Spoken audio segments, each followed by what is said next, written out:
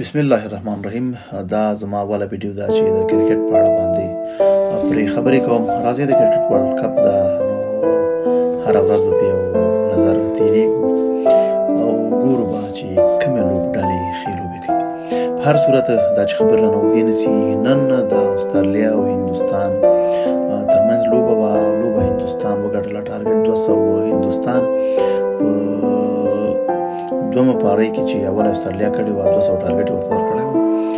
نو اول سر کې ډېر خراب څه چې په اولو دوه ورو کې 3 ویکټې په 4 رنزونو باندې له لاسه ورکړو. ډېرې مهمې ویکټې وي. روهت شرما و چې ښه اوپنر ده، ورپسې ایشان کشان و چې ځوانه لکه تکړه اوپنر ده، شریار و تکړه میډل اډر کې اوپننګ کې راوځي. 3 وړه په 0-0 باندې لاړل. فکر کوم یا شریار سی و کوم رنز یې وکړو، نه یو هم رنز ورکړو. 3 وړه په 0-0 باندې تللي دي. نو دغو حالاتو کې واقعیت یو داسې لوبغاړي ته ضرورت و لکه کوهلي، یو داسې پارټنرشپ ته ضرورت و لکه کیل راهول چې ورسره وکړو. دوی دغه سچویشن دومره ښه هینډل کړه، دغه حالات یې دومره ښه ولوستل. دوی هېڅ د شپږیزې کوششونه کوي که نه، دواړه هم ویرات کوهلي او هم کیل راهول ښې لوړې ښې اوږدې شپږیزې وهلی سي. یوه هم دا کوشش ونه کوو، یوه هم دا نه غوښته چې توپ هوا ته جګ کړي. هغوی چې څلوریزې هم وهلې، دا خپل پیچ به یې ویشته، په همدغه ځای نه به توپ په منډه له باونډرۍ نه وته.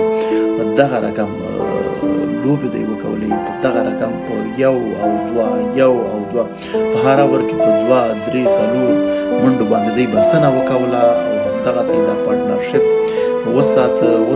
وساته تر څو چې ویرات کوهلي 15 اتیا منډو کې چې نور 10 که 15 یا 20 منډې ورته ګټلو ته پاتې وي.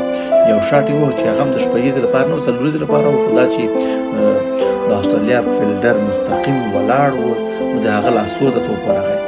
هغه هم خفه سو چې ولې دغه وخت کې زه آوټ شولم، ولې یو دومره ستر پارټنرشپ یې وکړه چې له 0 نه شروع وکوله تر 115 اتیا خوشا منډو پورې د دواړو پارټنرشپ وکول، تر هغه ځای پورې پارټنرشپ وغځو او په هغه ځای کې یوازې ویرات کوهلي آوټ څه، بیا پانډې راغی. پانډیا بیا له کیل راهول سره پارټنرشپ وکړه، خو کیل راهول بیا په 115 توپونو 90 منډې ناټ آوټ له میدان نه ووته. نو دغه کیل راهول غوښتل مې چې کیل راهول دغه لوبه د څومره ارامه لوبه کړې ده. د یوازې په یعنې څه کم 3 منډو کې 8 څلوریزې دي او 2 شپږیزې چې هغه هم په آخر 2 اورونو کې ووهلې او یوه څلوریزې هم په همغه آخر اور کې ووهله چې 1 شپږیزه او څلوریزې ووهلې. نو دا د ده یعنې 2 څلوریزې 2 څلور 28 منډې په باونډرۍ باندې کړي دي. دغه نورې چې کومې منډې وې په اول کې دا ټولې د په 1 او 2 باندې بسنه وکوله، په همدغې باندې مخکې لاړه او همدغه یې د بریالیتوب راز و چې دوی د داسې یو بد سچویشن یا داسې یو بدو شرایطو نه راووتل.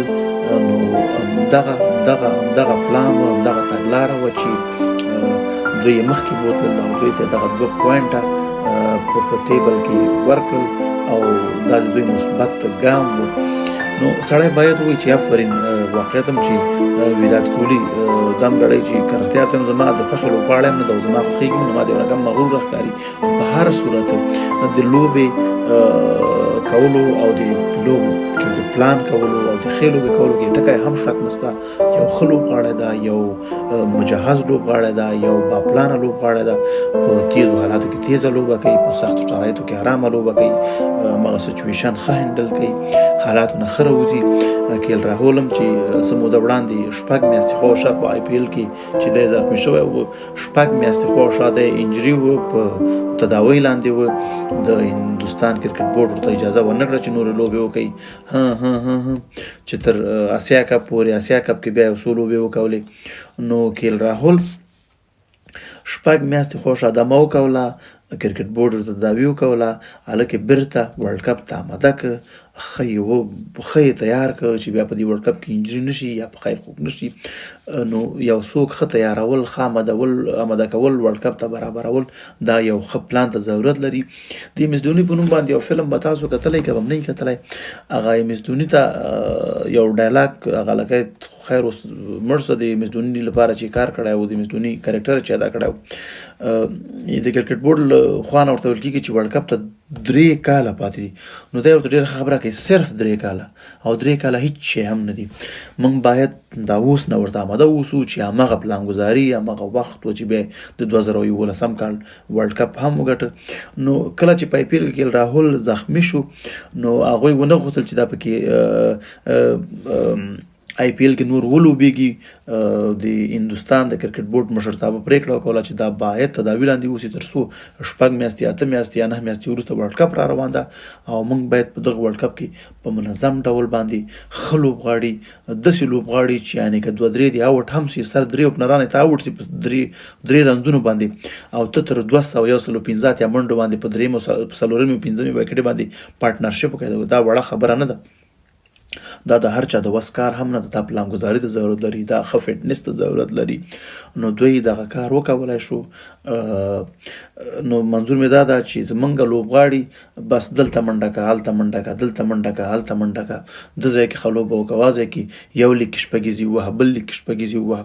ګورئ لیګونو کې شپږیزې وهل ښه خبره ده، پیسې ګټل هم بده خبر نه ده، ښه خبره ده، خو تاسو باید د خپلې ملي لوبډلې هغه روحیه ولرئ، هغې لپاره پلانګذاري ولرئ.